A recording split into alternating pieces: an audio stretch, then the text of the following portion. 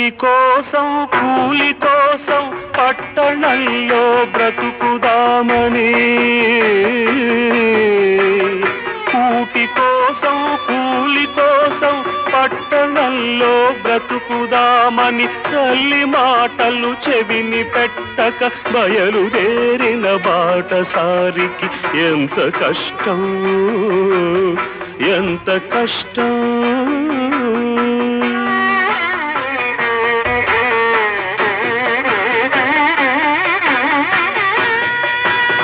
మూడు రోజులు ఒక్క తీరుగా నడుస్తున్నా దిక్కు తెలియక నడి సముద్రపు నావరీతిగా సంచరిస్తూ సంచలిస్తూ దిగులు పడుతూ దీనుడవుతూ తిరుగుతుంటే చండం తీవ్ర తీవ్రం జ్వరం